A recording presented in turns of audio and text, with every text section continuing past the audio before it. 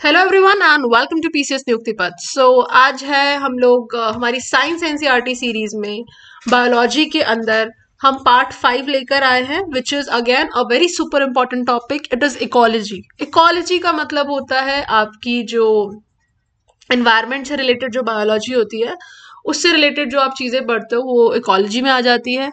और again this is a super important topic, reason being environment से कहीं ना कहीं क्वेश्चंस जो है वो आते ही आते हैं। अभी आप देखोगे कि कुछ क्वेश्चंस जो आपके 71st बीपीएससी में आए हैं वो आप कहीं ना कहीं इकोलॉजी के अंदर ही वो कवर हो जाते हैं। ठीक है, तो हम इसे बहुत ज़्यादा वास्ट तरीके से नहीं पढ़ेंगे, बहुत शॉर्ट में जिन जिन पार्ट से क्वेश्चंस हाईली लाइकली होते हैं we will complete those parts. So this is your part 5 in your biology. तो दिस मीन्स ऑब्वियसली इससे पहले 4 पार्ट्स हो चुके हैं and if you have missed those 4 parts, so आपको कुछ नहीं करना है। दिस इज द प्लेलिस्ट, इसका लिंक आपको डिस्क्रिप्शन में मिल जाएगा, वीडियो के डिस्क्रिप्शन में। वहां से आप ये वीडियोस देख सकते हैं, साथ ही साथ इसके पीडीएफ नोट्स। ठीक है, पीडीएफ नोट्स आपको हमारे टेलीग्राम चैनल पे मिल जाएंगे। This is the link for the Telegram channel. It's in the description of this video as well, and channel के डिस्क्रिप्शन में भी है। एंड यहाँ पर आपके पास एक प्लस पॉइंट है कि यहाँ पे साइंस जो है ये पूरी करवाई जा रही है। दिस मीन्स कि सिर्फ बायोलॉजी नहीं, आपको यहाँ फिजिक्स और केमिस्ट्री भी मिल जाएगा। ठीक है, फिजिक्स और केमिस्ट्री की भी एनसीईआरटी जो है 6 to 10th यहाँ पर करवाया जा रहा है। फिजिक्स वाला पार्ट जो है वो सर देख रहे हैं एंड उन्होंने एमटेक कर रखा है। Is an MTech from NIT Jamshedpur. तो वहाँ उस चीज़ को लेकर, आप फिजिक्स केमिस्ट्री को लेकर आपको टेंशन लेने की जरूरत नहीं है, वहाँ से उसे पढ़ सकते हैं। ठीक है, अपार्ट फ्रॉम दैट रीजनिंग और मैथ्स का सिलेबस आपका एडीओ को लेके खत्म हो चुका है। So basically this is your one stop solution for your ADO preparation. You don't need any course anything, कुछ भी खरीदने वरीदने की जरूरत नहीं है। आप यहाँ से पढ़ें, क्वेश्चंस लगाए, प्रैक्टिस करें। आपका हिस्ट्री जो है एंशिएंट और मेडिवल इस सीरीज के अंदर कंप्लीट करवा दिया गया है। हमारे घटना चक्र की भी सीरीज चल रही है जहाँ पे आपको क्वेश्चंस भी करवाए जा रहे हैं। जब सारी चीज आपको यहाँ मिल रही है तो why to waste your money. ठीक है, शॉपिंग कर सकते हो उन पैसों का, पिज्जा खा सकते हो। एनीवेज, ठीक है, और अगर आपको हमारा कंटेंट और वीडियोस अच्छे लग रहे हैं so do like the video and do subscribe our channel. तो सबसे पहले अगर हम लोग बात करें इकोलॉजी में, तो कुछ टर्म्स हम लोग पहले क्लियर कर लेते हैं, क्योंकि ये जो टर्म्स होते हैं ना कई बार ऑप्शन में दिए रहते हैं और ठीक है बहुत बेसिक है, बट फिर भी कई बार कंफ्यूजन हो जाता है वहाँ एग्जाम में जो मेंटल प्रेशर होता है जिस हिसाब से। तो उस सिचुएशन में देयर इज सर्टन चांसेस कि हम कंफ्यूज रहते हैं, परेशान रहते हैं। So for that purpose, so habitat आपका क्या होता है? जो भी फिजिकल प्लेस, जो भी फिजिकल एनवायरनमेंट में आप लोग कोई ऑर्गेनिज्म जो है या कोई पॉपुलेशन है। पॉपुलेशन क्या है? आप सब एक पॉपुलेशन हो, सेम टाइप की स्पीशीज। सेम टाइप की स्पीशीज के जब लोग एक ग्रुप बना के, एक झुंड बना के रहते हैं, जैसे अब ह्यूमंस हैं, हम एक ही स्पीशीज है, हम सब ग्रुप बना के रह रहे हैं एक जगह पे, तो दैट्स आर पॉपुलेशन। जंगल में जाएंगे हम, वहां पर टाइगर्स की हमें बहुत ज्यादा मिलेंगी अगर ये, तो वो टाइगर का पॉपुलेशन हो गया, टाइगर का इलाका हो गया। डॉग्स होते हैं स्ट्रीट्स में इधर उधर, वो डॉग्स का पॉपुलेशन हो गया। तो population is always about same kind of species. हम पॉपुलेशन जब भी देखते हैं तो हम किसी एक पर्टिकुलर स्पीशीज की बात करते हैं। ठीक है, तो हैबिटेट क्या हो गया? अब ये जो पॉपुलेशन है, जिस पर्टिकुलर एनवायरनमेंट में, जिस फिजिकल प्लेस में ऑर्गेनिज्म नेचुरली रह रहा है, अडेप्टेड है, इनको हम लोग बोलते हैं हैबिटेट। ठीक है, इसके अलावा हम बचपन से ही पढ़ते आ रहे हैं बायोटिक एंड एबायोटिक चीजें, living and non living things. तो बायोटिक जो चीजें हैं, जितनी भी हमारी लिविंग ऑर्गेनिजम्स है, प्लांट्स हो गए, एनिमल्स हो गए, ये सब हमारे किस में आ जाते हैं? फंगस वगैरह हो गए, बैक्टीरियाज हो गए, जो भी हमारे लिविंग ऑर्गेनिजम्स है, they makeup the biotic component of this ecosystem, biotic component of this earth. Whereas non living में जिसके पास भी जैसे आपके वायरसेस, तो लिविंग नॉन लिविंग वो डायलेमेटिक सिचुएशन है। बट जैसे आपका एयर हो गया, वाटर हो गया, सन हो गया, ये सारे हो जाते हैं आपके एबायोटिक फैक्टर्स। क्योंकि बायोटिक का मतलब ही होता है, बायोटिक का मतलब जो कि जिनके अंदर एक बायोलॉजी चल रही है। ठीक है, उनके अंदर उनकी फिजियोलॉजी वगैरह चल रही है। तो इस तरीके से आप समझना। एक और टर्म होता है नीक। ठीक है, इसकी प्रोनाउंसिएशन बहुत अलग अलग तरीके से होती है। सो नीक होता है, इसे नीक बोलते हैं। और नीक का मतलब क्या होता है? इट्स बेसिकली योर फंक्शनल और रोल और पोजीशन। ठीक है, आप एज अ स्पीशीज, आप ह्यूमंस हो, आपकी जो स्पीशीज का एक कंट्रीब्यूशन है इकोसिस्टम में, ठीक है, आप जो चीजें कर रहे हो इकोसिस्टम में, दैट फंक्शनल रोल या फिर पोजीशन जो है वो आपका नीक, उसे नीक बोलते हैं, ठीक है। जो भी कर रहे हो, जैसे आपका टाइगर है तो टाइगर का अपना एक नीक है, उसके अपने कुछ काम है, वो क्या खा रहा है, वो क्या पी रहा है, कहाँ रह रहा है, ये सारी चीजें, ये सारी चीजें, या वो क्या कर रहा है, ये सारी चीजें कहीं ना कहीं बाकी चीजों को भी इम्पैक्ट करती है। आप ऐसे इमेजिन करो ना, कहीं पे आप सोचो कि पहाड़ है, जंगल है, यहाँ पे इस पहाड़ पे आपका टाइगर्स रह रहे हैं, तो ऑब्वियसली वहां पे बाकी एनिमल्स आने से डरेंगे, वो वहां पर नहीं सरवाइव कर सकते हैं, टाइगर उन्हें खा जाएगा, तो वो वहां पे नहीं रहना चाहेंगे, हो सकता है वो उससे बहुत दूर यहाँ कहीं जंगल में रहते होंगे, ठीक है। तो आपकी वजह से एज अ स्पीशीज, आपकी वजह से इकोसिस्टम, इकोसिस्टम क्या होता है, आप पहले इकोसिस्टम समझ लेते हैं। इकोसिस्टम आपका जो बायोलॉजिकल सिस्टम है, जहाँ पे आप बायोटिक और एबायोटिक फैक्टर्स से, ठीक है, आपका जो एनवायरनमेंट है उसके साथ जो लिविंग ऑर्गेनिजम्स हैं, ठीक है, एबायोटिक फैक्टर्स मतलब एयर, वाटर, सन, ये सारी चीजों से जो हमारे लिविंग ऑर्गेनिजम्स, बैक्टीरियाज हो गए, ह्यूमंस हो गए, एनिमल्स हो गए, प्लांट्स हो गए, हमारा जो एक इंटरेक्शन होता है, और हम सब कहीं ना कहीं को एग्जिस्ट कर रहे हैं, हम लोग सब साथ में रह रहे हैं और एक एज अ यूनिट काम कर रहे हैं, ठीक है। प्लांट्स हैं तो अब आप ऐसे देखो, प्लांट्स हैं, अब वो बिना सनलाइट के खाना बना ही नहीं सकते, अब प्लांट्स अगर खाना नहीं बनाएंगे तो अब आपका पूरा फूड चेन डिस्टर्ब हो जाएगा, क्योंकि प्लांट्स ही आपके क्या होते हैं, ऑटोट्रोफिक होते हैं, ये प्रोड्यूसर्स होते हैं, फिर इन्हीं की वजह से हमारा फूड चेन जो है वो शुरू होता है। तो सब एक दूसरे पर इंटरडिपेंडेंट है, ठीक है। एबायोटिक फैक्टर्स है, उस पर हमारी डिपेंडेंसी है, बायोटिक फैक्टर्स है, उस पर हमारी डिपेंडेंसी है, सब एक दूसरे से इंटरकनेक्टेड है, इंटरलिंक्ड है। इसी पूरे यूनिट को हम लोग क्या बोलते हैं, इसको हम लोग बोलते हैं इकोसिस्टम, जहां पर कि लिविंग ऑर्गेनिजम्स जो हैं वो फिजिकल एनवायरनमेंट से, एबायोटिक फैक्टर से, सब चीजों से इंटरैक्ट कर रहे हैं, एक एनर्जी फ्लो हो रहा है। फूड चेन भी आप अभी जब पढ़ोगे तो आपको समझ आएगा कि किस तरीके से एनर्जी जो है वो नीचे वाले लेवल से ऊपर की तरफ फ्लो हो रहा है, प्रोड्यूसर्स से आपका ऊपर की तरफ किस तरीके से एनर्जी जो है वो फ्लो हो रहा है, फिर वापस जो है एनर्जी, ऐसा नहीं होता है कि एनर्जी सिर्फ ऊपर की तरफ बढ़ रहा है। अब ये जब ऊपर वाला ऑर्गेनिज्म है, सपोज करो आपका टाइगर है, लायन है, इट विल एक्सपायर समडे, उसकी बॉडी काम करना बंद कर देगी, दैट टाइगर, लायन और any human being also, they die. और जब वो मर जाते हैं तो क्या होता है, कुछ नहीं होता, उनकी बॉडी जो है वो डिग्रेड होती है और वो सॉइल में जाके मिल जाती है। अब सॉइल में जाके जब मिल जाती है तो वहां से उन्हें वापस से न्यूट्रिशन मिलता है, वो न्यूट्रिशन किसको मिलता है, तो वापस प्लांट्स को मिलता है। या फिर अगर उनकी बॉडी ऐसी रखी रहती है कारकास जैसे, तो उसको जो फंगस वगैरह ग्रो हो जाता है, वल्चर्स वगैरह हो गए, ये सब आके खा के चले जाते हैं। तो देख रहे हो, एक एक साइकिल है आपका, कंटिन्यूअस साइकिल है, जहां पर कि कोई भी चीज जो आपकी स्टार्ट हो रही है वो फिर वापस से आपका साइक्लिंग हो रही है, फ्लो, एनर्जी फ्लो कर रही है, साइक्लिंग हो रही है, ठीक है। कोई भी चीज यहाँ से शुरू हो रही है फिर वो खत्म नहीं हो रही है, वो वापस से फूड चेन का पार्ट बन जा रही है। तो इस तरीके से ही हमारा इकोसिस्टम जो है वो वर्क करता है। All of us are dependent, interdependent on each other and everything, fine. तो सिमिलरली नीक जो है, अगेन आपकी वजह से जो भी मतलब चीजें हो रही है इकोसिस्टम के अंदर, आपके फूड हैबिट्स की वजह से कुछ चीजें चल रही होगी, आपके रहन सहन की वजह से कुछ चीजें चल रही होगी, that is known as the niche, ठीक है। इसलिए इसे कई बार बोल देते हैं कि ऑर्गेनिज्म का प्रोफेशन, बेसिकली, क्योंकि उन चीजों की वजह से पूरे जो इकोसिस्टम पे एक इम्पैक्ट पड़ता है, दैट इज योर नीके। अब हम लोग बात करते हैं ट्रोफिक लेवल्स की। ट्रोफिक लेवल्स कुछ नहीं होता है, दीज ट्रोफिक लेवल्स का मतलब होता है, ट्रोफिक मतलब होता है खाने का वो, ठीक है, फूड। तो जब हम लोग ट्रोफिक लेवल की बात करते हैं ना, तो ये आपका ऊपर की तरफ किस तरीके से आता है, तो नीचे आपके सबसे पहले आ जाते हैं प्रोड्यूसर्स, ठीक है।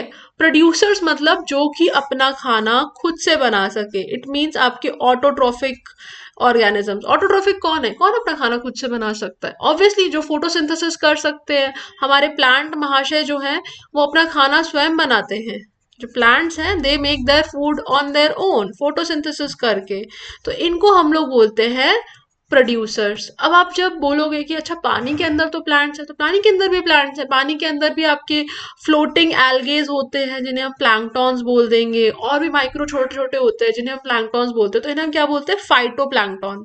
फाइटो अगर कहीं लगा हुआ है ना तो समझ लो कुछ प्लांट रिलेटेड है, कहीं भी फाइट्स लगा हुआ है, PHYTES लगा है, फाइटो लगा हुआ है, तो मतलब आप समझ जाओ कि वो कुछ ग्रीनरी और प्लांट रिलेटेड है। तो आपके सी वगैरह में भी, ओशंस में भी जो प्रोड्यूसर्स है वो क्या है, प्लांट्स ही हैं। ठीक है। माइक्रो लेवल पर भी ये फाइटोप्लैंक्टन जो है ना, ये माइक्रोस्कोपिक होते हैं, you can not see them, but micro level पर भी जो जो आपका जो पूरा ट्रॉफिक वाला सिस्टम है, जो ये पूरा पिरामिड है, इसको शुरू कैसे करोगे जब तक कोई होगा नहीं खाना बनाने वाला। ठीक है, कोई खाना बना रहा होगा कोई, ये आपके जो प्लांट्स है वो कहाँ से एनर्जी लेते हैं, सन से एनर्जी लेकर खाना बनाते हैं, फोटोसिंथेसिस करते हैं, राइट। ये सन से एनर्जी लेकर अपना फोटोसिंथेसिस करते हैं, और फिर उसकी एनर्जी से हमारा जो फिर चीजें स्टार्ट होती है। इसलिए हम बोलते हैं कि सन जो है, हमारे जो यहाँ छठ पूजा भी होती है, तो सन जो है क्या है, it is the ultimate source of energy. अगर वो ना हो तो अर्थ पे existence is next to impossible. हम बोलेंगे कि अब साइंटिफिक तरीकों से हम कुछ कर लेंगे, बट स्टिल हम आज इतने केपेबल है कि हम साइंस को यूज कर पा रहे हैं, we can devise something. It is again because sun has been there from billions of years, and इतना सारा इवोल्यूशन हुआ है जिसके से आज हम इतने केपेबल है, राइट। नेक्स्ट आ जाते हैं हमारे प्रोड्यूसर्स के बाद प्राइमरी कंज्यूमर्स। प्राइमरी कंज्यूमर्स वो होते हैं basically the vegetarian people. Okay, so जो वेजिटेरियन एनिमल्स हो गए, ऑर्गेनिजम्स हो गए, जो कि क्या करते हैं, आपके प्रोड्यूसर्स पे फीड करते हैं। ठीक है, वो क्या करेंगे, आपके प्रोड्यूसर्स के ऊपर फीड करेंगे, तो उनको हम लोग बोलते हैं प्राइमरी कंज्यूमर। जैसे आपके गोट हो गया, शीप हो गया, ठीक है, काव हो गया, बफलो हो गया, जिराफ हो गया, ये सब हो गए आपके प्राइमरी कंज्यूमर। क्योंकि ये सब क्या है, ये सब आपके प्रोड्यूसर्स को खा रहे हैं, ये सब वेजिटेरियन एनिमल्स हैं। ठीक है, अब आ जाते हैं हमारे सेकेंडरी कंज्यूमर्स। सेकेंडरी कंज्यूमर्स वो हो गए जो कि आपके इन जिराफ, काओ, बफलो, शीप, इन सब का शिकार करके खाते हैं। जैसे आपके टाइगर्स हो गए, लायंस हो गए, चीता हो गए। ठीक है, ये सब क्या करते हैं, सब इन सारे जानवरों का जो आपके प्राइमरी कंज्यूमर्स हैं, इनका शिकार करके खाते हैं, राइट। ये इनको खाता है, ये आपका कंदमूल और पेड़ पौधों को तो खाते ही नहीं है। ठीक है, ये किसको खाते हैं, ये जिराफ, काऊ, बफलो, शीप, इन सबको खाते हैं। ठीक है, तो अब क्या होता है, बेसिकली आपका एनर्जी जो है प्रोड्यूसर लेवल पे बन रहा है यहाँ पर। फिर आपका ये कहाँ जा रहा है, प्राइमरी कंज्यूमर के पास जा रहा है। फिर प्राइमरी कंज्यूमर को जो लोग खा रहे हैं, तो सेकेंडरी कंज्यूमर के पास एनर्जी जा रहा है। अब आप सोचोगे कि अच्छा, ये टाइगर लायन को भी कोई खा सकता है क्या? ऑफ कोर्स खा सकते हैं। पुराने जमाने में अगर आप देखोगे तो ह्यूमंस ही कहीं ना कहीं, ह्यूमंस जो है वो टर्शरी कंज्यूमर में आ जाते हैं। ठीक है, किस में आ जाते हैं, वो टर्शरी कंज्यूमर्स में आ जाते हैं। क्यों आ जाते हैं टर्शरी कंज्यूमर्स में? क्योंकि ह्यूमंस भी एक पॉइंट इन टाइम पर आपके टाइगर, लायन, चीता वगैरह को भी शिकार करके खा लेते थे। ठीक है, वो रॉ मीट खाने वाला जो एक टाइम था, इसीलिए अभी भी हम ह्यूमंस को टर्शरी कंज्यूमर में मानते हैं। क्योंकि जो वेजिटेरियंस है, आप अगर उन्हें देखोगे तो वो प्राइमरी कंज्यूमर हो जाएंगे। अगर आप जो मटन, चिकन वगैरह खाते हैं, उनको देखोगे तो वो सेकेंडरी कंज्यूमर्स में आ जाएंगे। तो ultimately we consider them as a tertiary consumer. Apart from that, आपके टर्शरी कंज्यूमर्स में और कौन आते हैं, तो आपके जो वल्चर्स हो गए, ईगल्स हो गए। ठीक है, जो कि आपके डेड और डीकेइंग मैटर पे फीड करते हैं, जो आपके चीता, टाइगर, लायन को भी खा सकते हैं। ठीक है, अब वल्चर और ईगल वगैरह, जो टाइगर के जो बेबीज होते हैं, कब्ज वगैरह, उनको उठाकर लेके चले जाते हैं कई बार। उनको they can easily eat up.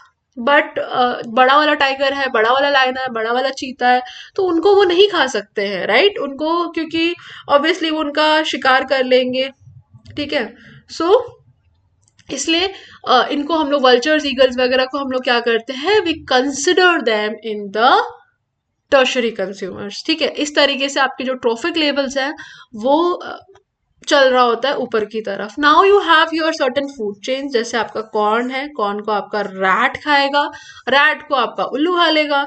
तो ये हो गया आपका 3 लोगों का फूड चेन। अब इसमें क्या है, ये आपका प्रोड्यूसर हो गया, ये आपका प्राइमरी कंज्यूमर हो गया, और ये आपका सेकेंडरी कंज्यूमर हो गया। अब इस उल्लू को भी कोई खाने वाला होगा, ऑब्वियसली वो टर्शरी कंज्यूमर में चले जाएगा। आप यहाँ पर देखो, ये आपका कैरेट हो गया, ये आपका प्रोड्यूसर हो गया। ठीक है, ये प्लांट है, तो ये आपका खाना फोटोसिंथेसिस खुद कर रहा है। It's not just about the plant. अब इंसेक्टिवोरस प्लांट्स भी होता है हमारे कुछ कुछ, राइट, हमने पढ़ा था। पैरासाइटिक प्लांट्स भी होते हैं। It's about कि whether you are able to produce your food on your own or not, whether you are able to perform photosynthesis or not। ठीक है, ये बात होती है सारा photosynthesis की, जहां पर photosynthesis का मतलब ही होता है, फोटो मतलब फोटॉन्स को यूज करना, सनलाइट जो आती है, सनलाइट को यूज करना, और सनलाइट को यूज करके अपना खाना सिंथेसाइज करना, खुद से सिंथेसिस करना। ठीक है, कैरेट्स, फिर रैबिट खा रहा है, रैबिट को आपका फॉक्स खा रहा है, और फॉक्स को ऑब्वियसली आपका लायन खा रहा है। तो आप देख सकते सकते हो कि किस तरीके से ये बढ़ रहा है, ठीक है। ग्रास हो गया, ग्रास को ग्रास हॉपर खा रहा है, फिर फ्रॉग खा रहा है, फिर आपके पाइथन हो गए, ठीक है, पाइथन हो गए, और फिर आपके ईगल होगा।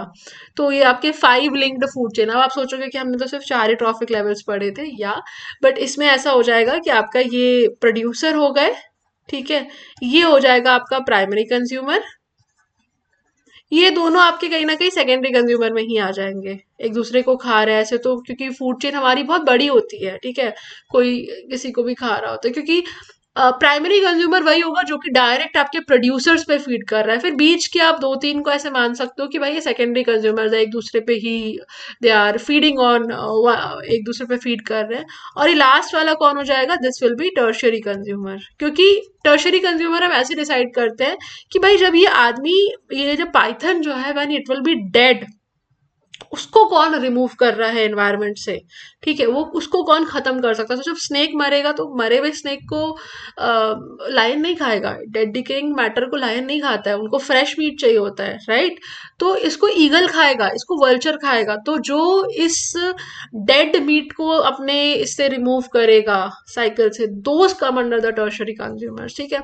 सिमिलरली यहाँ पर भी ये फॉक्स, लायन, ये सब आपके सेकेंडरी कंज्यूमर में आएंगे। अब इस लायन को जो खाने वाला होगा वो आपका टर्शरी कंज्यूमर में आएगा,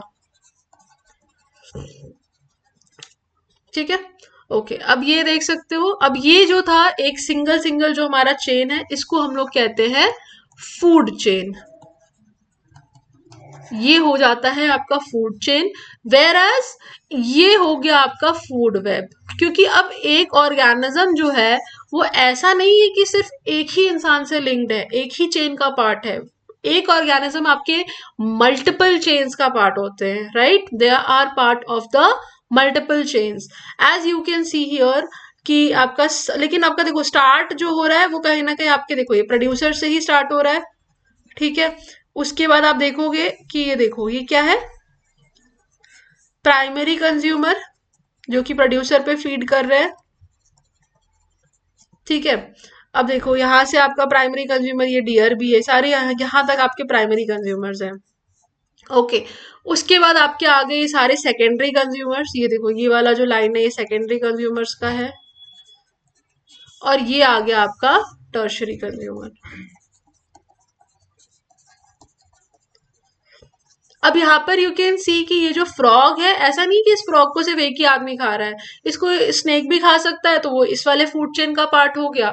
या फिर अगर इसे ये जो क्रेन्स होती हैं आपके उसमें वो खा लेंगी, तो ये इस वाले फूड चेन का पार्ट हो गया। सिमिलरली ये स्नेक है, इस स्नेक को अगर आपका वल्चर खा रहा है तो वो इस वाले फूड चेन का पार्ट हो गया। अगर वो इसको खा रहा है, मोर खा रहा है स्नेक को, तो वो आपकी दूसरे फूड चेन का पार्ट हो गया। तो इस तरीके से एक organism is part of multiple food chains, and for that matter हमारा क्या होता है, हम इस पूरे इसको क्या बोलते हैं, फूड वेब, क्योंकि ये एक वेब जैसा दिख रहा है ना, किचन पिक्चर ये आपके स्पाइडर के वेब जैसा बन गया है, तो इसी को हम बोलते हैं फूड वेब। तो this is the difference between the food chain and food web, okay.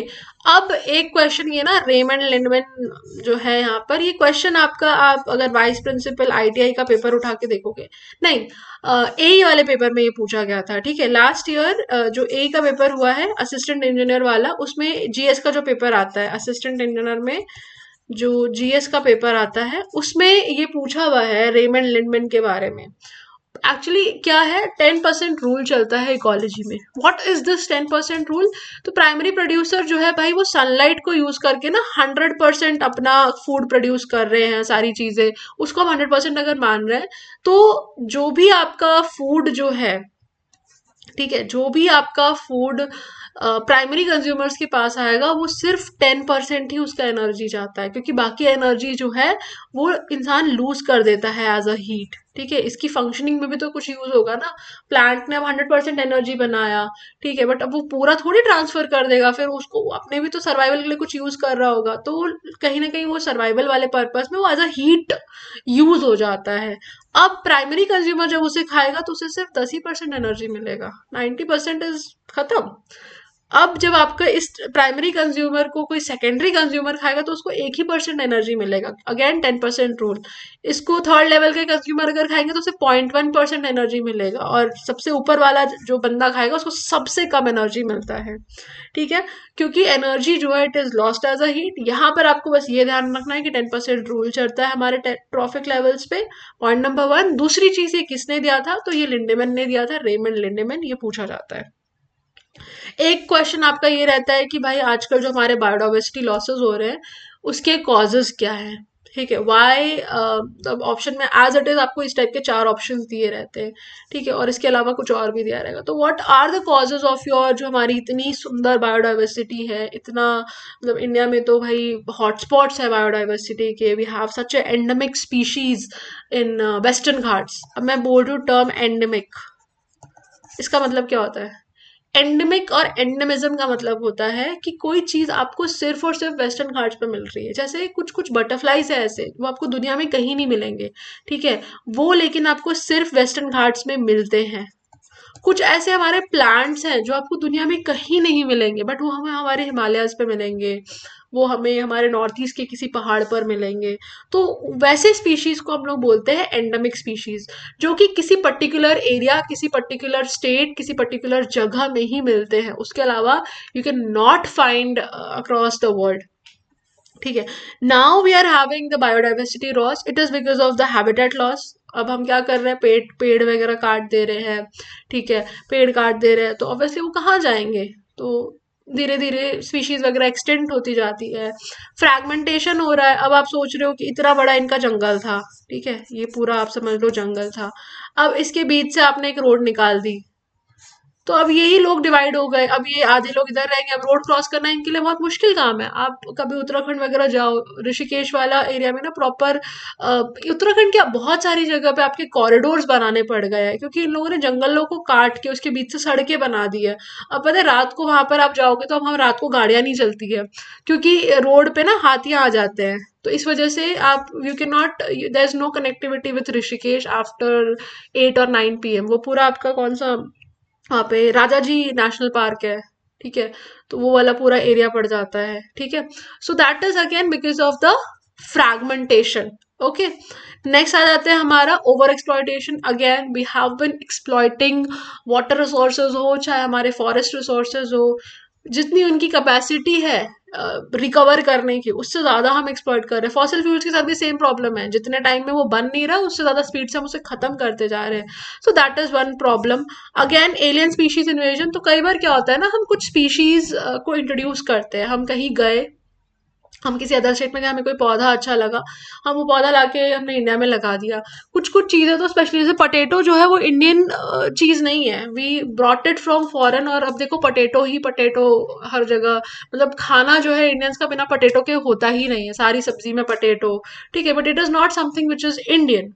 तो इसी तरीके से कई बार कुछ स्पीशीज होती है हमारी जो कि कहीं और से आती है, किसी अदर स्टेट से, अदर कंट्री से लेकर आते हैं, बट वो इतनी डोमिनेटिंग होती है, इतनी डोमिनेटिंग होती है, इतनी इन्वेसिव होती है कि वो बाकी प्लांट्स को ग्रो करने देगी ही नहीं। जो वहाँ के ओरिजिनल प्लांट्स है वो उनको ही नहीं ग्रो करने देगी। जैसे एक आपका वाटर हायसिंथ होता है, एक पौधा होता है वाटर हायसिंथ, इसको ना टेरर बोलते हैं, टेरर ऑफ बंगाल इस तरह से बोला जाता है, क्योंकि वहाँ की जो वाटर बॉडीज है ना, वहाँ पे ये इतना फैल गया था, वो कंट्रोल करना मुश्किल हो गया था वहाँ की। अब वहाँ की जो आपकी रियल प्लांट्स है, रियल जो चीजें थी, उनको ही ये ग्रो करने नहीं दे रहा था, जो वहाँ के ओरिजिन वाले लोग हैं। ठीक है, तो एलियन स्पीसीज इन्वेजन हो गया। एक हो गया आपका को एक्सटेंशन। को एक्सटेंशन का मतलब क्या होता है, आप ये सोचो कि टाइगर जो है उसके पास तो चलो खैर बहुत सारे अल्टरनेटिव है खाने पीने के। मे बी आप किसी ऑर्गेनिज्म को ऐसा समझो, सपोज करो टाइगर है आपका। ठीक है, I don't know why I am so obsessed with tiger today. Okay, तो आपका टाइगर है, just imagine a tiger, and tiger जो है वो आपका सिर्फ एक ही चीज खाता है, उसको फॉक्स पसंद है। ठीक है, just imagine this is not the scenario. Tiger जो है उसको सिर्फ फॉक्स पसंद है। अब आप सोचो कि फॉक्स अगर यहाँ से हट गया, फॉक्स को खत्म हो गया, फॉक्स आपका अब अवेलेबल नहीं है, अब टाइगर को सिर्फ फॉक्स ही खाता है, वो उसके अलावा वो कुछ खाता नहीं है। तो अब क्या होगा, फॉक्स अगर एक्सटिंक्ट हो गया तो टाइगर भी खत्म हो जाएगा। उसके बाद जब उसका खाना ही नहीं बचेगा तो वो खाएगा क्या। राइट। उसके पास खाना ही नहीं रहेगा, इसीलिए या तो फिर अब उसके पास दो चॉइस होगा, या तो वो किसी अल्टरनेटिव चीज को खाना स्टार्ट कर दे, अडेप्ट कर ले इस सिचुएशन के साथ, ठीक है, कोई अल्टरनेटिव ढूंढ ले, या फिर obviously the tiger has to die, tiger has to become extinct. तो इसलिए कई बार कैसा होता है कि को एक्सटिंक्शन होना शुरू हो जाता है, या तो स्पीशीज अडेप्ट कर लेती है तो इवोल्यूशनरी प्रोसेस में वो कुछ और ही बन के निकल जाती है, ठीक है, या तो वो स्पीशीज एक्सटिंक्ट कर जाती है। एक्चुअली में इन जनरल आपका एक्सटिंक्शन ही हो जाता है, बिकॉज जब स्पीशीज कोई अडेप्ट करती है ना, तो ग्रेजुअली वो अडेप्ट होने के बाद कुछ और ही टर्न आउट करती है। जैसा अगर सपोज करो एक चिड़िया है, ठीक है, वो आपका पहले फ्लैश खाती थी, अब उसको फ्लैश नहीं मिल रहा है, अब उसे मांस वगैरह नहीं मिल रहा है, मीट नहीं मिल रहा है, फ्लैश नहीं मिल रहा है, उसने सीड्स खाना शुरू कर दिया, ठीक है, उसको दाल चावल के दाने वाने आसानी से मिल रहे थे, अब उसने एडजस्ट कर लिया कि भाई अब मैं जो है सीड्स खाऊंगा। अल्टीमेटली क्या होगा, over the period of time, बहुत लंबे टाइम के बाद उसकी जो ये बीक होगी ना, वो सीड खाने जैसी बन जाएगी, जैसे तोते की बीक होती है उस टाइप की बन जाएगी। क्योंकि अगर आप देखोगे तो सारे हमारे जो बर्ड्स होते हैं सबकी बीक अलग होती है। ईगल की बीक देखो बहुत शार्प पॉइंटेड होती है, क्योंकि उसे फ्लैश को टीयर करना है। वही जो आपके सीड्स खाते हैं उसकी अलग होती है। तो सारे जो आपके बर्ड्स होती है उनकी बीक्स जो है, उनका शेप स्ट्रक्चर कभी नोटिस करना, दे आर वेरी डिफरेंट, और वो डिफरेंट होती है based on their food habits, ठीक है। तो अब जब जब उसकी बीक ही चेंज हो जाएगी, वो पूरा उसका अंदर का धीरे धीरे बीक चेंज होगी, पहले वो फ्लैश खाता था तो उसकी बॉडी का जो सिस्टम था, उसका जो डाइजेस्टिव सिस्टम था वो फ्लैश खाने के लिए बना था, उसको डाइजेस्ट करने के लिए बना हुआ था। अब वो सीड को डाइजेस्ट करने के लिए धीरे धीरे चेंज होने लगेगा, तो अब वो इट विल कम्प्लीटली चेंज, ठीक है। तो इस तरीके से आपके को एक्सटिंक्शन हो जाते हैं। नेक्स्ट आता है हमारा ozone depletion. Ozone depletion again it's a very important thing, इस बार भी क्वेश्चन पूछा गया था, 16 सितंबर को ओजोन डे मनाया जाता है, ठीक है। अब ये जो आपको हम बचपन से ही पढ़ते आ रहे हैं कि there is a ozone hole जो कि हमारे अंटार्कटिका पे बन रहा है, राइट। सो इसमें जस्ट हमें इतना ध्यान रखना है, बिकॉज स्ट्रेटोस्फेयर के ऊपर ऑब्वियसली आपका ओजोन होल हो रहा है, एज एन ओजोन जो है वहाँ पे थिन हो रहा है, ठीक है। ओजोन जो है हमारा किस लेयर में प्रेजेंट है, तो एक ध्यान रखना है हमें किस में है, तो स्ट्रेटोस्फेयर में प्रेजेंट है, राइट। वी हैव 5 लेयर्स, कौन कौन से, ट्रोपोस्फियर है, स्ट्रेटोस्फियर है, ठीक है, then we have our ionosphere, ठीक है, थर्मोस्फियर, बेसिकली थर्मोस्फियर में ही हमारा आयोनोस्फियर होता है, और फिर हमारा एग्जोस्फियर होता है, राइट। एक लेयर में मिस कर रही हूँ, मीजोस्फियर, यस, मीजोस्फियर होता है स्ट्रेटोस्फियर के बाद। और जो हमारा आयनोस्फियर होता है वो आपका इसी थर्मोस्फियर के अंदर आयनिक वाला जो लेयर होता है उसे हम आयनोस्फियर बोलते हैं। Ionosphere is not something which is separate, ठीक है। तो हमारे 5 लेयर होते हैं, ट्रोपोस्फियर, स्ट्रेटोस्फियर, मीजोस्फियर और थर्मोस्फियर, जिसके अंदर आयनोस्फियर होता है, और एग्जोस्फियर, राइट। तो हमारा जो स्ट्रेटोस्फियर है, सेकेंड लेयर है, ट्रोपोस्फियर तक तो आपका एटमोस्फियर प्रॉपरली एयर वगैरह जो है प्रेजेंट है, राइट। उसके अलावा ऊपर ऊपर जैसे जैसे हम जाते हैं तो डिफरेंट डिफरेंट लेयर्स है, ये सारे एटमॉस्फेरिक लेयर्स ही है हमारे। बट स्ट्रेटोस्फेरिक लेयर जहाँ पे जेट्स वगैरह उड़ते हैं वहीं पर आपका ओजोन लेयर है। और ये ओजोन क्या करता है, तो ये हमें जो सन से जो अल्ट्रा वायलेट रेज आते हैं उससे हमें प्रोटेक्ट करता है, ठीक है। It protects us from the harmful UV rays, okay. अब ये यूवी रेज से हमें प्रोटेक्ट तो करता है ये, बट अब आपका अंटार्कटिक वाले रीजन में थोड़ा थिन हो रहा है। इसको हम मेजर कैसे करते हैं, तो ये पूछा जाता है क्वेश्चन में, कई बार पूछा हुआ है, डॉप्सन्स में करते हैं, ठीक है, डॉप्सन्स में करते हैं, ये ध्यान रखना, डॉप्सन्स इसकी यूनिट है, बाकी चीजें आई होप आपको पता होगी, ठीक है। नेक्स्ट आ जाता है हमारा एक टर्म है जिसको हम बोलते हैं बायोमैग्निफिकेशन। ये term we have discussed already, मैंने ऑर्गन सिस्टम के स्टार्टिंग में bio magnification and bio accumulation समझाया था। शॉर्ट में आप फिर से समझ लो, बायो मैग्निफिकेशन मतलब बायो का मतलब हो गया कि बायोलॉजी रिलेटेड, और मैग्निफिकेशन मतलब किसी चीज का कोई चीज मैग्नीफाई हो रही है, कोई चीज बढ़ रही है। तो अब क्या होता है, सपोज करो वाटर है, वाटर में आपका डीडीटी है, ठीक है। अब इस डीडीटी वाले वाटर पे फीड आपका कौन कर रहा है, जू प्लैंकटन। इस डीडीटी वाले वाटर की वजह से पहले आपके फाइटो प्लैंकटॉन्स जो है उन्होंने खाना बनाया, ठीक है।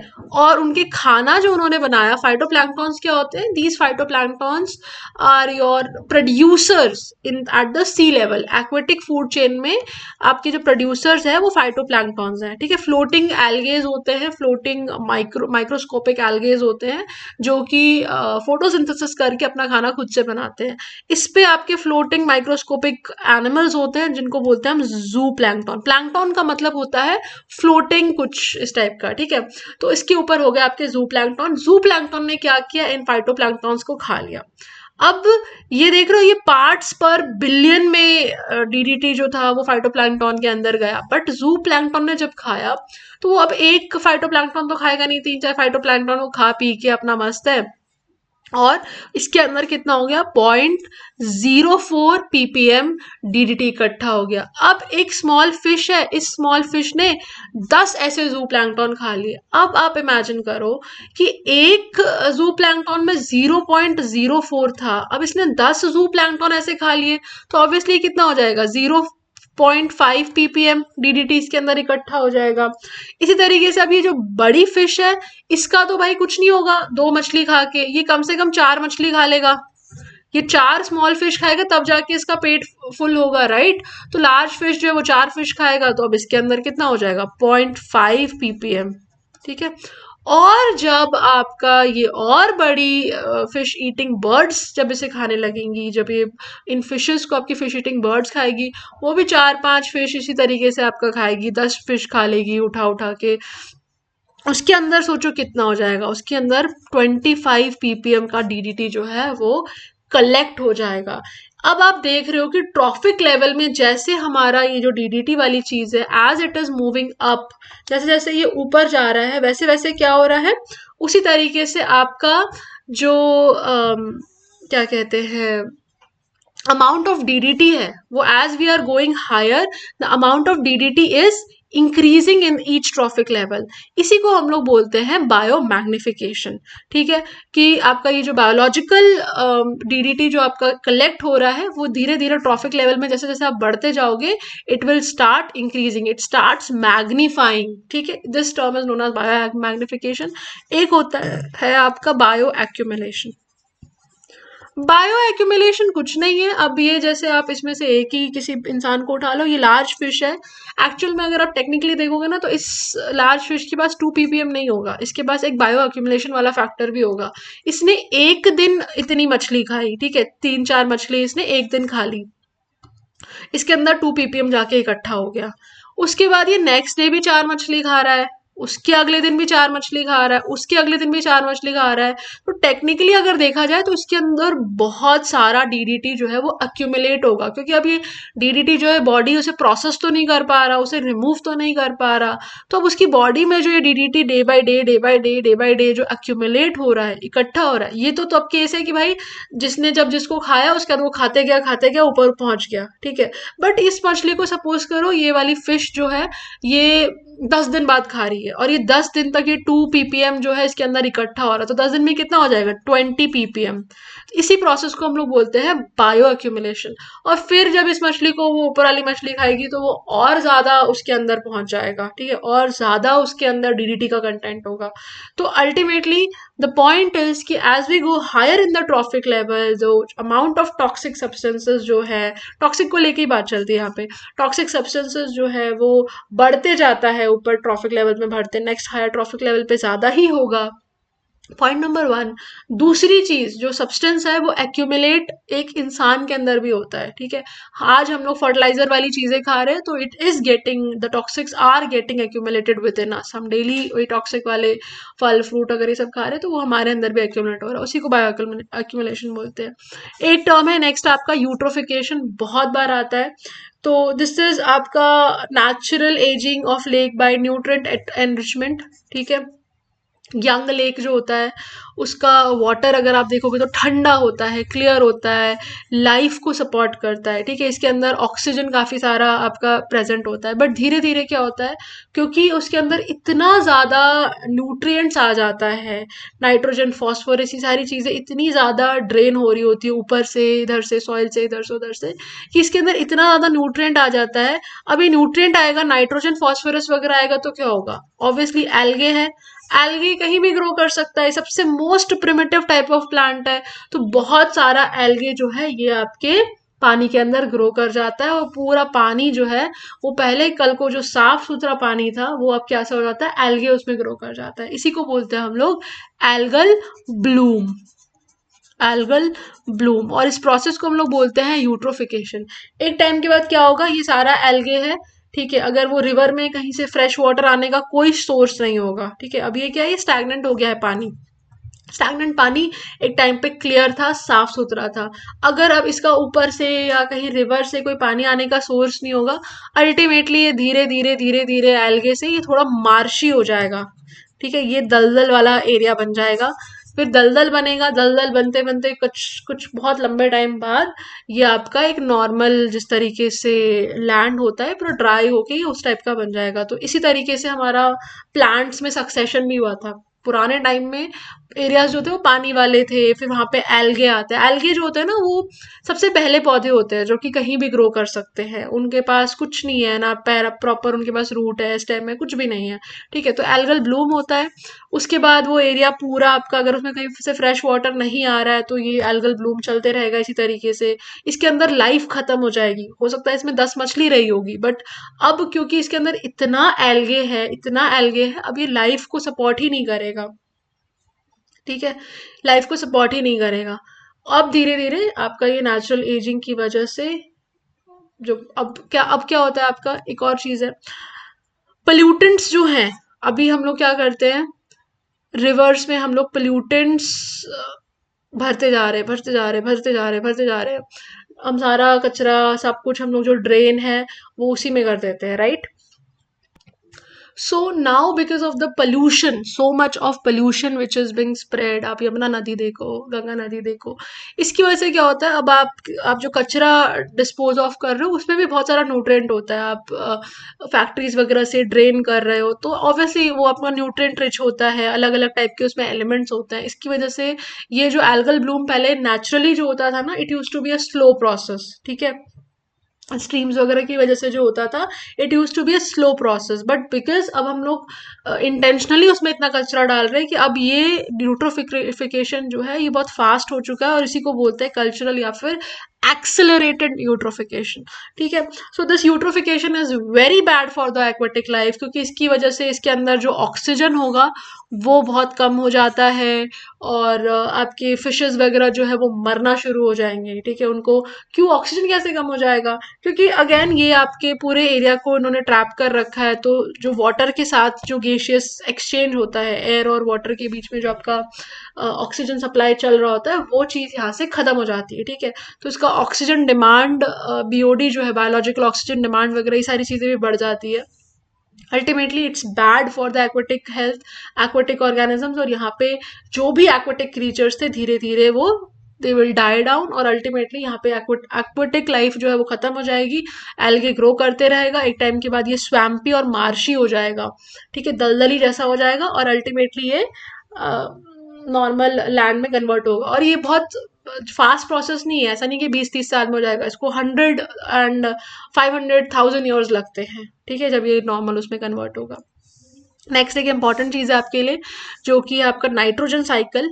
Again this nitrogen cycle is super important. हमें पता है कि हमारे एटमॉस्फेयर में there is lots of nitrogen gas, 78% जो है हमारा नाइट्रोजन गैस है। अब ये किस तरीके से साइक्लिक फॉर्म में हमारे बॉडी में, हमारे एनवायरनमेंट में घूम रहा होता है, देखिए ये नाइट्रोजन साइकिल जो है हम क्लास 8th में पढ़ते हैं, तो यहाँ से भी कई बार कुछ टर्म से रिलेटेड क्वेश्चन आ जाते हैं। सबसे पहली चीज़ कि आपका नाइट्रोजन जो फिक्स करते हैं, ठीक है, सॉइल में नाइट्रोजन फिक्सिंग बैक्टीरियाज होते हैं, जैसे हमने पढ़ा है ट्राइजोबियम हो गया, एजोटोबैक्टर हो गया। ये सब अलग अलग ना बैक्टीरियाज होते हैं। ये क्या करते हैं, ये एयर से नाइट्रोजन लेते हैं और ये सॉइल में फिक्स कर देते हैं। ये आपके सॉइल में फिक्स करते हैं और इससे जो प्लांट्स ग्रो करते हैं, इन जनरल ये आपके लेग्यूमिनस प्लांट्स में मिलेंगे, जैसे पी प्लांट हो गया, ठीक है। इन प्लांट्स के रूट नोड्यूल्स में ये बैक्टीरियाज रहते हैं और ये डायरेक्टली एयर से आपका नाइट्रोजन जो है वो सॉइल में फिक्स कर देते हैं। अब ये जो नाइट्रोजन है it will be again released in the form of ammonia. वो ऑब्वियसली वेस्ट प्रोड्यूस करेंगे। वेस्ट जो है कैसा होता है, वेस्ट अमोनिक होता है। जैसे ह्यूमन बॉडी किस टाइप का वेस्ट प्रोड्यूस करती है, तो ह्यूमन बॉडी यूरिया प्रोड्यूस करती है, यूरिक एसिड प्रोड्यूस करती है थ्रू द यूरिन, राइट। ये वेस्ट आपका अमोनिया के फॉर्म में जाता है। फिर नाइट्रीफाइंग बैक्टीरियाज होते हैं, वो नाइट्रिफिकेशन करते हैं। नाइट्रिफिकेशन में क्या करेंगे, इसको बना देंगे वो NO2, ठीक है। इनको बना देंगे वो NO2 नाइट्राइट्स होते हैं, ठीक है। और NO3 क्या होता है, ये नाइट्रेट्स होते हैं। तो पहले ये क्या बनता है, नाइट्रीफाई करके नाइट्रीफाइंग बैक्टीरियाज होते हैं, ये इसको नाइट्राइट्स बना देंगे, ठीक है। नाइट्राइट्स बना देंगे और फिर वापस से इसको कन्वर्ट कर देंगे किस में, नाइट्रेट्स में। कंटिन्यूसली ये चल रहा होता है, नाइट्रेट्स बना देते हैं। अब इन नाइट्रेट्स को कौन ले लेगा, ये NO3 जो है इसको आपका एसिमिलेट करता है। ये आपका प्लांट्स आराम से NO3 को ले लेता है। It takes through the soil, soil से ये लेगा, इससे आपके प्लांट्स ग्रो करेंगे, फूड चेन शुरू हो गया।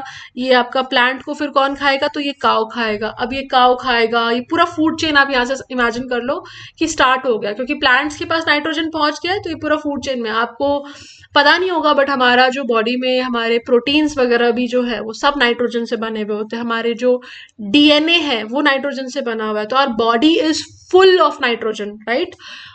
अब जब ये organism, when this organism at any trophic level will die, वो वहीं पर उसका कारकैस रखा रहेगा, डिकम्पोज होगा।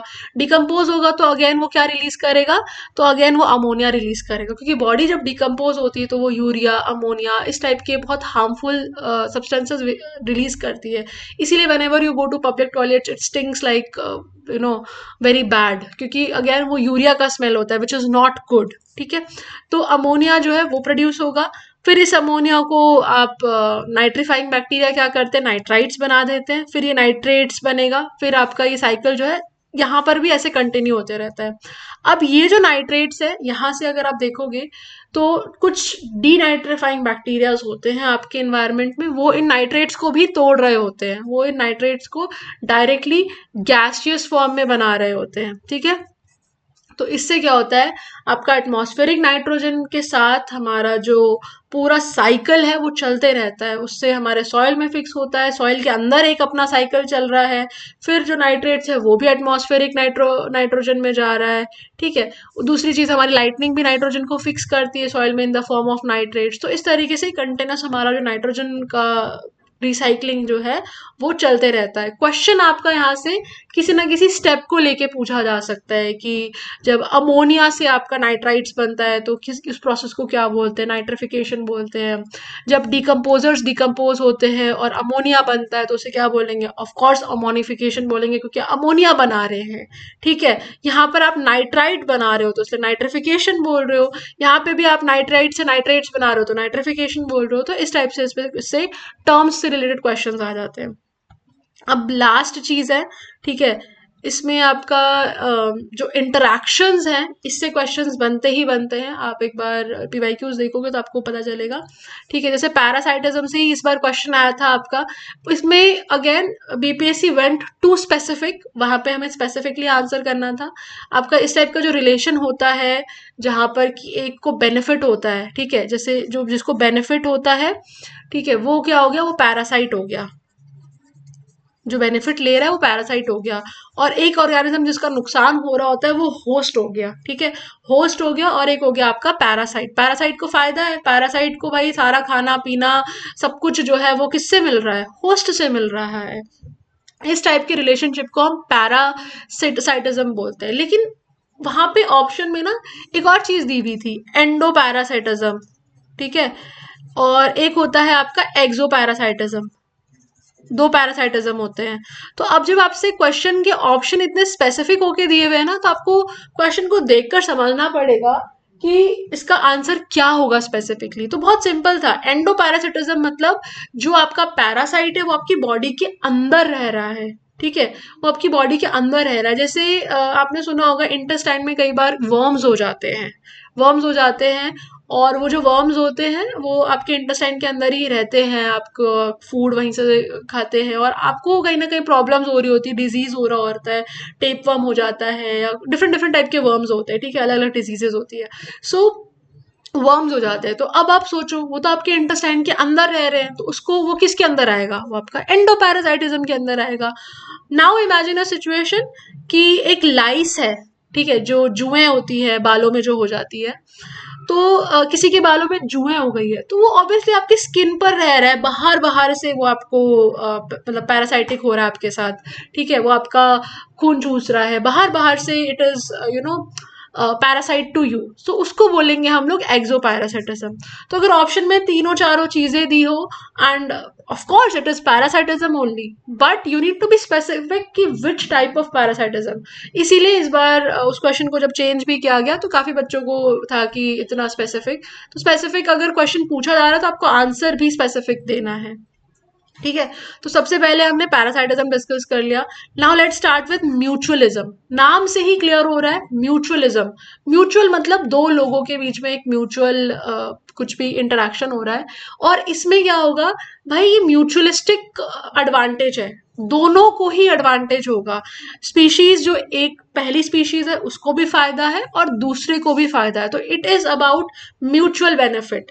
जैसे हमने पढ़ा था जब हमने प्लांट्स वाला वीडियो, आप जब देखोगे उसमें हमने पढ़ा था लाइकेन के बारे में, ठीक है, फंगस और एल्गे के बीच में एक सिम्बायोटिक रिलेशनशिप होता है। क्या होता है, इसे म्यूचुअलिज्म को आप सिम्बायोसिस भी बोल देते हैं कई बार, क्योंकि ये सिम्बायोटिक रिलेशनशिप में क्या है भाई, दोनों का फायदा है, दोनों के लिए एक विन विन सिचुएशन है।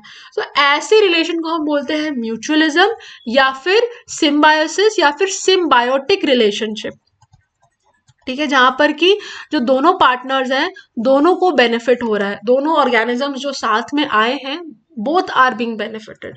एक हो गया आपका कंपटीशन। कंपटीशन जो है वो किसी का भला नहीं करता है, ठीक है, कंपटीशन जो होता है दोनों ही कहीं ना कहीं ऑर्गेनिजम्स के लिए नेगेटिव होता है, ठीक है।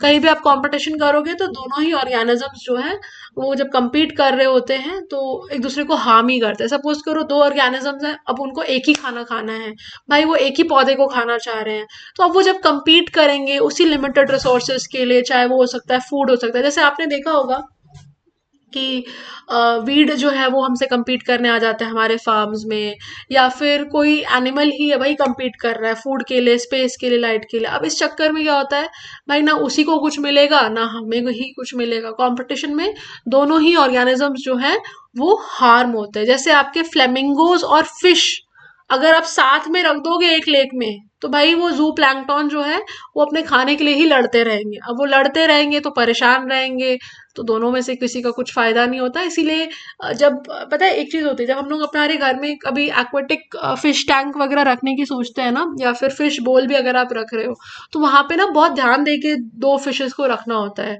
कि भाई कहीं दोनों एक दूसरे से compete तो नहीं करेंगे। अगर एक को हमने एक आपका जैसे फिश टैंक है, तो फिश टैंक में आपके 3 लेयर्स हो सकते हैं, ठीक है। एक वो हो गया जो मछली आपका नीचे रहना चाहती है, ठीक है, एकदम बेस में बेंथिक। एक होती है कुछ फिशेस आपकी मिडल लेयर में रहना चाहती है, ठीक है। और कुछ मछली होती है जो सरफेस फीडर्स होती है, जिनको सरफेस पे रहना पसंद है। जैसे जो जब फिशिंग वाले उसमें जाते हैं, फिशी कल्चर जब लोग पढ़ते हैं, तो उसमें जैसे आपके रोहू कतला ये सारे जो फिशेस होते हैं, इनको जब ग्रो किया जाता है मार्केट में सेल करने के लिए, ठीक है, उस टाइम पर भी they need to take care कि भाई जब उन्होंने अपने पॉन्ड में फिशेस की बीज डाले हैं, तो ऐसा ना हो कि भाई एक मछली दूसरी मछली को खा रही है, तंग कर रही है, compete कर रही है, लड़ाई कर रही है, तो उससे क्या होगा भाई, फायदा नहीं होने वाला, ठीक है। तो कंपटीशन होता है कि दोनों जो है आपके नेगेटिवली बेनिफिट हो रहे होते हैं। बेनिफिट क्या मतलब नुकसान हो रहा होता है बेसिकली। प्रिडेशन में क्या होगा, प्रिडेशन में आपका एक स्पीशीज का फायदा है और एक स्पीशीज जो है उनका नुकसान है, क्योंकि एक स्पीशीज आपका प्रे हो जाता है और दूसरा आपका प्रेडेटर हो जाता है, ठीक है। एक आपके पीछे पड़ पड़ के वो प्रे को खा रहा होता है, जैसे चूहा हो गया वो प्रे है किसी का, ठीक है, और प्रेडेटर हो सकता है स्नेक हो जाएगा उसके लिए। तो अब स्नेक का तो फायदा है, उसको तो फूड मिल रहा है, लेकिन चूहे की तो बलि चढ़ गई। तो प्रे प्रेडेटर वाले रिलेशन में एक को फायदा होता है, एक को नुकसान होता है। टाइगर और डियर का एग्जाम्पल ले लो, पैरासिटिज्म हमने डिस्कस कर लिया, ये भी एक इस टाइप का रिलेशनशिप है जहाँ पे कि पैरासाइटिक होता है, दूसरा होस्ट होता है। होस्ट को वो कंटिन्यूसली, देखो प्रेडेशन और पैरासिटिज्म में यही डिफरेंस है कि प्रेडेशन में वो एक बार में उस प्रे को खत्म कर दे रहा है, खलास, ठीक है। वेरास पैरासाइटिज्म में क्या हो रहा है कि वो होस्ट पे कंटिन्यूसली लगा हुआ है और वो होस्ट से कंटिन्यूसली न्यूट्रिशन एक्सट्रैक्ट कर रहा है, ठीक है। ऐसा नहीं है कि वो एक बार खलास करके फिर होस्ट को छोड़ दे रहा है, वो होस्ट पे ही लगा हुआ है, होस्ट पे ही जीवन भर आश्रित है, ठीक है। तो दैट इज पैरासाइटिज्म, यही डिफरेंस होता है। एक होता है आपका कमेंसिलिज्म और एक होता है आपका अमेंसिलिज्म। तो ये कमेंसिलिज्म और अमेंसिलिज्म पे स्पेशली क्वेश्चन बनते हैं क्योंकि दोनों थोड़े कंफ्यूजिंग टर्म्स होते हैं। सो कमेंसिलिज्म में क्या होता है, आपका एक इंसान, एक ऑर्गेनिज्म बेनिफिट कर रहा होता है, ठीक है, और दूसरे वाले पे कोई इम्पैक्ट नहीं होता है। जैसे आप कभी देखना वेल्स पे बर्नैकल्स ग्रो कर रहे होते हैं, ठीक है। तो बर्नैकल्स जो है वो वेल पे ग्रो कर रहे होते हैं, तो बर्नैकल को बहुत फायदा है, वेल को ऐसे कोई फर्क ही नहीं पड़ता है, वो एकदम अनअफेक्टेड रहता है। और बर्नैकल को ट्रांसपोर्टेशन हो जाता है, फूड वगैरह का एक्सेस आसान हो जाता है। आप ये देखना, ये बहुत गंदा लगता है वेल के ऊपर, बट अब ये एक कमेंसलिक रिलेशनशिप है जहां पर कि एक को फायदा है, दूसरे को कोई फायदा नुकसान कुछ नहीं है। तो इस टाइप के रिलेशनशिप को हम बोलते हैं कमेंसलिज्म। एक होता है अमेंसलिज्म, ठीक है। अमेंसलिज्म आप ऐसे रखना, जैसे बदला लेना, अवेंज करना, इस टाइप से ध्यान रखना, ठीक है। इसमें क्या होता है भाई, एक को ना फायदा है ना नुकसान है, पर एक को भाई नुकसान हो रहा होता है, ठीक है। दूसरी जो स्पीशीज है वो नुकसान झेल रही होती है। जैसे पेनिसिलियम जो है, ठीक है, पेनिसिलियम जो मोल्ड है वो पेनिसिलिन प्रोड्यूस करने के लिए यूज होता है। तो पेनिसिलियम को तो भाई कोई फायदा, किसी को कुछ प्रॉब्लम नहीं है, बट जब ये यूज हो जाता है पेनिसिलिन बनाने के लिए, तो बैक्टीरिया को कहीं ना कहीं उसकी ग्रोथ को वो नुकसान करता है। तो पेनिसिलियम में पेनिसिलिन को कोई प्रॉब्लम नहीं है, कुछ नहीं है, वो अपना चलते रहेगा, ग्रो करते रहेगा, बट बैक्टीरिया के ग्रोथ को इनहिबिट कर रहा है। तो इस टाइप के रिलेशनशिप को हम बोलते हैं अमेंसलिज्म, ठीक है। तो ये mutualism, competition, predation, parasitism, commensalism, amensalism, इस टाइप पे क्वेश्चंस बन जाते हैं। मोस्टली क्वेश्चन बनते हैं ये फायदे वाले, ये दो टेबल्स ध्यान में रखना कि किसमें किसको फायदा हो रहा है, किसको नुकसान हो रहा है। सबसे बड़ा बाकी सारे चार सुपर इजी है। कंफ्यूजन होता है कमेंसलिज्म और अमेंसलिज्म में क्योंकि सिमिलर साउंड वाले टर्म्स हैं, बट इनका मीनिंग जो है वो कंप्लीटली ऑपोजिट है। लास्ट आ जाते हैं हम लोग, आपके क्वेश्चंस बनते हैं कन्वेंशंस और प्रोटोकॉल्स पे, ठीक है। तो सबसे पहली चीज हम लोग ये डिस्कस करते हैं कि what is the difference between a convention and a protocol, ठीक है। कन्वेंशन का मतलब होता है आपका कि भाई एक ब्रॉड फ्रेमवर्क सेटअप कर दिया है कि भाई हमें ऐसा ऐसा ऐसा करना है। प्रोटोकॉल हो गया कि नाउ उसको ना डिफाइन कर दिया है चीजों को कि भाई this is the thing and you have to do it like this, ठीक है। कन्वेंशन हो गया कि आपका एक ब्रॉड फ्रेमवर्क सेटअप किया है कि हाँ इस तरह से मतलब करना चाहिए, करेंगे। और एक एक प्रोटोकॉल का मतलब हो गया कि भाई यही करना है, this this this is our target and now you have to follow the protocol. Military में बोलते हैं प्रोटोकॉल हो गया, ठीक है। जब हम ड्यूटीज पे रहते हैं तो हम बोलते हैं कि प्रोटोकॉल को फॉलो करना है, ठीक है। तो that is the difference between a convention and a protocol.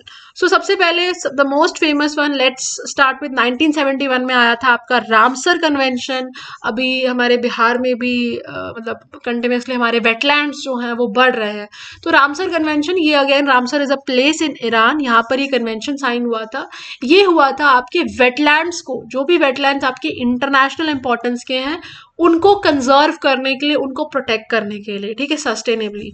और हमारा वर्ल्ड वेटलैंड्स डे कब होता है, तो 2 फेब को होता है, ठीक है, या 2 फेब को होता है, ठीक है। उसके बाद आ जाते हैं हम लोग 1973। 1973 में आपका एक और कन्वेंशन आया था जिसे हम बोलते हैं CITES convention on international trades in endangered species. तो जो भी एंडेंजर्ड स्पीशीज को लेकर हम ट्रेड, जैसे अभी हमने नामीबिया से चीता वगैरह मंगवाया, ठीक है। तो ये सारा जो रेगुलेशन होता है जब भी आप एक दूसरे से कंट्री के साथ ट्रेड करते हो, एनिमल्स को लेकर, प्लांट्स को लेके, ठीक है, फौना और फ्लोरा, फ्लोरा मतलब फ्लावरिंग प्लांट्स, प्लांट्स वाले जो स्पीशीज होते हैं, फौना मतलब वाइल्ड लाइफ, ठीक है, वाइल्ड एनिमल्स की बात चल रही है, एनिमल्स की बात चल रही है। तो जब भी हम लोग इस टाइप का ट्रेड करते हैं, so we do it under the जो हमारा साइट्स का जो कन्वेंशन है, जो भी उसके प्रैक्टिसेस है, उस कन्वेंशन के थ्रू। एक आया था आपका बॉर्न कन्वेंशन। बॉर्न कन्वेंशन किसके लिए है? तो ये आपके माइग्रेटरी स्पीशीज के लिए है। Now just imagine a situation कि आपके पास ना साइबेरिया से बर्ड्स आ रहे हैं, माइग्रेटरी बर्ड्स आ रहे हैं आपके पास, और वो कुछ टाइम आपके पास स्पेंड करके जा रहे हैं आपकी कंट्री में, ठीक है? या फिर यहाँ से कोई बर्ड किसी और कंट्री में जा रहे हैं, माइग्रेट करके जा रहे हैं, and these are the migratory species. तो अब ऐसा नहीं होना चाहिए ना कि भाई कहीं और से हमारे पास बर्ड्स आया तो हम उसे मार दे रहे हैं, काट दे रहे हैं, फेंक दे रहे हैं। वी नीड टू बी मतलब एक्सेप्टेबल एंड रिसीविंग, कि भाई अब वो यहाँ पर आ रहे हैं तो हम उनकी कंजर्वेशन के लिए चीजें कर रहे हैं, ठीक है? क्योंकि माइग्रेटरी स्पीशीज बहुत सारे इंडिया भी आते हैं, यहाँ से भी कहीं कहीं जाते हैं, जब विंटर्स आता है, समर्स आता है, बर्ड्स का एक अपना वो है। तो माइग्रेटरी स्पीशीज के लिए जो हमारा कन्वेंशन है, that is your born convention, ठीक है? बॉर्न में कन्वेंशन हुआ था। वियना कन्वेंशन सुपर इंपॉर्टेंट, इसी की वजह से, इसी कन्वेंशन की वजह से आपका मॉन्ट्रियल प्रोटोकॉल आया था, ठीक है? वियना कन्वेंशन पे बेस था। तो जब आपका ओजोन लेयर को लेके प्रॉब्लम स्टार्ट हुई, तब आपका ये वियना कन्वेंशन आया था ओजोन लेयर को लेकर, कि भाई अब जो है हमें क्या करना पड़ेगा, now we need to take care of the ozone layer, ठीक है? तो इसके लिए हमारा वियना कन्वेंशन आया था कि ओजोन लेयर को प्रोटेक्ट करना है। इसको प्रोटेक्ट करना है, कैसे करना है, ओडीएस सब्सटेंसेस और इन सबको लेके प्रॉपर जो प्रोटोकॉल है कि भाई this should be the limit, this should be that, ये फिर मॉन्ट्रियल में हुआ था। ये आपका मॉन्ट्रियल प्रोटोकॉल आया था, सुपर इंपॉर्टेंट, 1987 में आया था ये मॉन्ट्रियल प्रोटोकॉल, ध्यान रखना क्योंकि इससे कई बार मैच द फॉलोइंग वाले क्वेश्चन आ जाते हैं, कौन सा प्रोटोकॉल किस टाइम पर आया था, राइट? सो मॉन्ट्रियल प्रोटोकॉल जो है किस चीज से रिलेटेड है? तो ओजोन डिप्लीटेड सब्सटेंसेस से रिलेटेड है। अब मैच द फॉलोइंग कई बार साल को लेकर आ सकता है, या फिर आपका ये जो प्रोटोकॉल है और उसका प्राइमरी ऑब्जेक्टिव या की फोकस क्या है। तो ये आपके ओजोन डिप्लीटिंग सब्सटेंसेस को लेकर थे, सीएफसीज को लेकर थे, कि भाई अब जो है हमें ओजोन को जो खराब कर रहे हैं, जो भी सब्सटेंसेस ओजोन को जो डिप्लीट कर रहे हैं, उन सब्सटेंसेस का यूज जो है वो कम करना है, ये करना है, इस टाइप से। एक है आपका बसेल कन्वेंशन, वेरी इंपॉर्टेंट कन्वेंशन। ये अगर आपका पूछा हुआ है मतलब पीवाईक्यूज वगैरह में आप देखोगे तो आपको ये बसेल कन्वेंशन मिल जाएगा, बहुत फेमस कन्वेंशन है। पहले पुराने टाइम्स में क्या होता था कि जो ऊपर की जो डेवलप्ड कंट्रीज थी, नॉर्दर्न हेमिस्फीयर की जो डेवलप्ड कंट्रीज थी, वो क्या करती थी, अपना जितना भी वेस्ट है, वो हजार्डियस वेस्ट वगैरह भी सारा मूव कर देती थी। कहाँ? ये अफ्रीका वाले इधर जाके डंप करना शुरू कर देती थी, ठीक है? तो वो क्या करते थे, आपके हजार्डियस वेस्ट वगैरह को पानी में छोड़ देंगे, अफ्रीका में जाके डंप कर देंगे। तो इसको कंट्रोल करने के लिए trans boundary movement of waste disposal hazardous waste Basel convention आया था। अब ऐसा नहीं होना चाहिए कि भाई इंडिया डेवलप कर रहा है तो अपना सारा कचरा जो है बे ऑफ बंगाल में छोड़ रहा है, वो जाकर आपका बांग्लादेश, म्यांमार को टच कर रहा है। So this is something, this is kind of hygiene we practice. ऐसा नहीं होता ना कि हम अपना घर साफ करके नेबर के घर के पास कचरा रख देते हैं। तो ये बसेल कन्वेंशन अगेन ये trans boundary movement of waste को कंट्रोल करने के लिए और हजार्डियस वेस्ट डिस्पोजल को प्रॉपर मैनेज करने के लिए बसेल कन्वेंशन था। तो ये वाला कन्वेंशन पूछा जाता है। फिर आ जाता है हमारा यूएनएफसीसी। यूएन फ्रेमवर्क है, ये किसके लिए? क्लाइमेट चेंज के लिए, ठीक है? यूएनएफसीसी का ये क्लाइमेट चेंज के लिए फ्रेमवर्क था। किसके लिए है ये यूएनएफसीसी का फ्रेमवर्क? तो ये ग्रीन हाउस गैसेस, क्योंकि ग्रीन हाउस गैसेस की वजह से हमारा ग्लोबल वार्मिंग हो रहा है, एंड कंटिन्यूसली आप देख सकते हो कि अब हमारे ग्लेशियर्स वगैरह भी जो है वो गायब होना शुरू हो चुके हैं, ठीक है? तो यूएनएफसीसी का कन्वेंशन, इसका भी साल इंपॉर्टेंट है, 1992 में ये कन्वेंशन आया था, और ये आपका ग्रीन हाउस गैसेस की कंसेंट्रेशन को, उसके रिलीज को कंट्रोल करने के लिए ये यूएनएफसीसी का कन्वेंशन था। अभी आप देखोगे कि इससे रिलेटेड आपका प्रोटोकॉल भी आया है, ठीक है? नेक्स्ट आ जाते हैं कन्वेंशन हमारा सीबीडी, कन्वेंशन और biological diversity. Biological diversity as in जैसे आपका इंडिया है, इट इज बायोलॉजिकली रिच, मतलब डाइवर्स एक एरिया है। तो अब आपको अपने डाइवर्सिटी को, ऐसा नहीं कि आपके पास डाइवर्सिटी मिला है तो आप एक्सप्लॉइट कर रहे हो, you need to conserve that. तो इसके कंजर्वेशन के लिए आपका यूएनसीबीडी आया था, सॉरी सीबीडी आया था, कन्वेंशन और बायोलॉजिकल डाइवर्सिटी, अगेन ये 1992 में ही आया था। फिर आ जाता है आपका यूएनसीसीडी। यूएनसीसीडी क्या है? तो ये यूएन का अगेन कन्वेंशन आया था डेजर्टिफिकेशन कॉम्बैट करने के लिए। ये भी आपका पूछा जाता है, ये आपका 1994 में आया था। अगेन लैंड यूज जिस तरीके से हम लोग कर रहे हैं, पानी को जिस तरीके से यूज कर रहे हैं, तो अब क्या हो रहा है, हमारे लैंड्स जो है वो वेस्ट बनते जा रहे हैं, डेजर्टिफाई होते जा रहे हैं, मतलब फर्टिलिटी जो लैंड्स की जो है इनफर्टाइल होते जा रहे हैं, वो खत्म होते जा रही है फर्टिलिटी, वो डिजर्टिफाई होते जा रहे हैं। इतनी बार हम एग्रीकल्चर कर लेते हैं, उसके बाद उसको हम यूज ही नहीं कर सकते दोबारा से। तो इन सारी चीजों को कॉम्बैट करने के लिए आपका UNCCD जो है, कॉम्बैट डेजर्टिफिकेशन वाला, ये आया था 1994 में। फिर आ जाते हैं हमारा अगेन एक और प्रोटोकॉल है, जो कि कौन सा था, क्योटो प्रोटोकॉल। ध्यान रखना, मॉन्ट्रियल प्रोटोकॉल जो है वो किसके अंडर आया था, तो वो वियना कन्वेंशन के अंदर आया था। क्योटो प्रोटोकॉल हम बस याद कर लेते हैं कि मॉन्ट्रियल प्रोटोकॉल है, फिर क्योटो प्रोटोकॉल है, बट मॉन्ट्रियल प्रोटोकॉल जो है वो किस कन्वेंशन के थ्रू आया था। कन्वेंशन क्या है, ब्रॉड फ्रेमवर्क। फिर अब उसको नैरो करते हुए कि भाई क्या प्रोटोकॉल्स होंगे, ये हमारा मॉन्ट्रियल में हुआ था, Montreal protocol ozone depleting substances को लेकर, ओजोन से रिलेटेड। क्योटो प्रोटोकॉल जो है ये क्लाइमेट चेंज से रिलेटेड है, क्योंकि ये जो क्योटो प्रोटोकॉल है ना, ये आपका UNFCCC का कहीं ना कहीं एक मतलब इसके अंडर ये प्रोटोकॉल आया था। UNFCCC क्या था, ये एक ब्रॉडर कन्वेंशन था कि भाई अभी हम ग्रीन हाउस गैसेस के लिए हमें इंटरनेशनली कॉपरेट करना है। और फाइनली क्या आया कि भाई अब आप बताओ, कमिट करो कि भाई आप इंडस्ट्रियलाइज्ड कंट्री हो, तो आपके पास एक टारगेट्स होने चाहिए कि आप कितना ग्रीन हाउस एमिशन कम करोगे हर साल, हर ये। तो ये टारगेट्स जो है कैसे फिक्स हुए, तो क्योटो प्रोटोकॉल से फिक्स हुए। तो इसलिए कभी कंफ्यूज नहीं होना, Montreal for ozone, Kyoto for green house gases. Montreal आया था वियना कन्वेंशन के अंदर और क्योटो आया था UNFCCC के अंदर। ठीक है, फिर हमारे आ जाते हैं, अभी देखो यहाँ तक के जो कन्वेंशन है ना, ये सुपर इंपॉर्टेंट है, इस पेज पे जितने भी थे। यहाँ पर आपका एक नगोया प्रोटोकॉल कई बार पूछा जाता है, मीनामाटा पूछा जाता है, किगाली भी सम हाउ आपका मैच द फॉलोइंग के लिए आ जाता है। ठीक है, तो ये सब कुछ प्रोटोकॉल्स आपको ये भी ध्यान में रखने हैं। 1998 में आया था Rotterdam convention. Again this is a convention. इसमें ये था कि जो भी हमारे हजार्डियस केमिकल्स हो गए और पेस्टिसाइड्स हो गए, उनको ट्रेड करने के लिए था। तो आपको साइट्स आपको पता है कि हम अगर किसी कंट्री से हमारे चीता मंगा रहे हैं तो वो किस कन्वेंशन के अंदर मंगा रहे हैं, that is clear now. Rotterdam convention जो है वो किसके लिए है, तो वो आपके हजार्डियस केमिकल्स, पेस्टिसाइड्स, इन सारे के लिए, इन सब के ट्रेड्स के लिए है। ठीक है, नेक्स्ट प्रोटोकॉल था हमारा कार्टाजेना प्रोटोकॉल। अगेन ये जो प्रोटोकॉल है ये CBD के अंदर आया था। तो CBD क्या था आपका, ये आपका कन्वेंशन और बायोलॉजिकल डाइवर्सिटी था, डाइवर्सिटी को प्रोटेक्ट करना है, कंजर्वेशन करना है।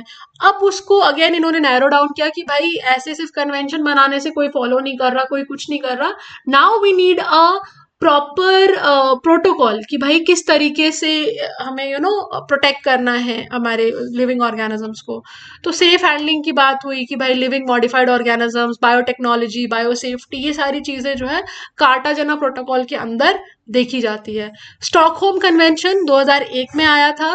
इसमें ये था कि ये POPs को लेकर था, ये भी एक बहुत इंपॉर्टेंट कन्वेंशन है, ये पूछा जाता है, मैच द फॉलोइंग में पूछ देता। तो परसिस्टेंट ऑर्गेनिक पोल्यूटेंट्स, तो कुछ ऑर्गेनिक पोल्यूटेंट्स ऐसे होते हैं जो कि नेचर में रह जाते हैं डिस्पाइट बीइंग ऑर्गेनिक।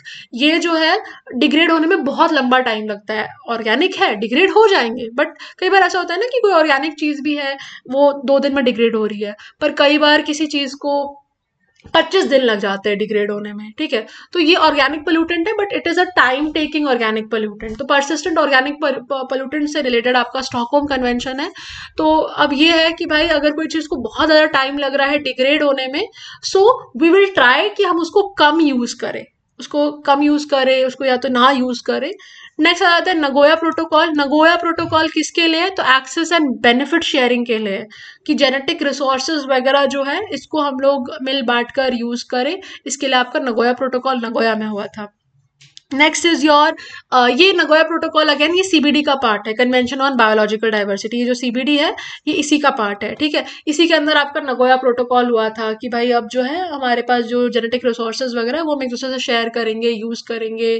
ठीक है, ये सारी चीजें करेंगे, बहुत रिसेंट 2010 में ही हुआ था।